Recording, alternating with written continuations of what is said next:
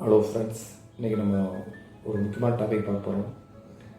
நம்ம work out பண்ணுறோம் அப்படின்னா அடுத்து டயட்டுக்கு போயிடுவோம். டயட் அப்படிங்கிறதுல ப்ரோட்டீனுக்கு நிறையா போயிடுவோம். ப்ரோட்டீனில் அதிகமாக நமக்கு இடம்பெறது என்னென்னு கேட்டிங்கன்னா சிக்கன், முட்டை.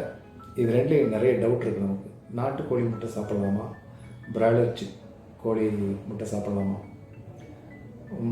Brown egg or white egg, ரெண்டுமே ஒரே நியூட்ரிஷன் வேல்யூ தான்.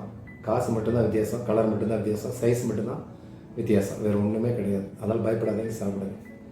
அடுத்து சிக்கன் போகிறோம். சிக்கனில் என்ன நிறைய ஹார்மோன் இன்ஜெக்ஷன் போட்டிருப்பாங்க. இந்த மாதிரி கேர்ள்ஸ்க்கெலாம் ஏர்லி பூபர்ட்டி, இந்த மாதிரி நிறைய ப்ராப்ளம் வரும். அப்படி ஒபிசிட்டி, இதுக்கு சம்மந்தமே கிடையாது.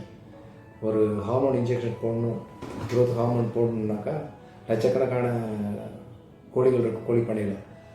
அதோட இன்ஜெக்ஷனுடைய மருந்து ரொம்ப ரேட் அதிகமாகும். ஆன்டிபயோட்டிக்கும் போட முடியாது, அது ஏகப்பட்ட ரேட்டு வரும்.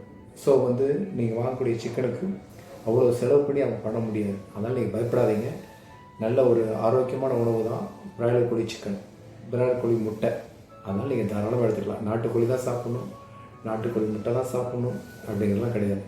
அதனால் நீங்கள் தாராளமாக சிக்கன், எக்கு நல்லா கன்சியூம் பண்ணலாம்.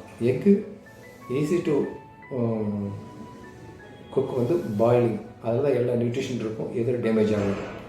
ஸோ சிக்கனில் மட்டும் ஒரு சின்ன ஒரு சஜஷன் என்னென்னு கேட்டிங்கன்னா, லெக் பீஸை விட ப்ரீஸ்ட் எடுத்துக்கோங்க, அது நல்லாயிருக்கும். அதில் தான் நிறைய உங்களுக்கு ப்ரோட்டீன் பர்சன்டேஜ் அதிகமாக இருக்கும், ஈஸி டு டைஜஷன் இருக்கும். அதில் உங்களுக்கு சிக்கன், எக்கு எந்த விதத்திலும் டவுட் இல்லாமல் தாராளமாக நிறைய கன்சியூம் பண்ணுங்கள். பாய். அடுத்த வீடியோவில் சந்திக்கலாம்.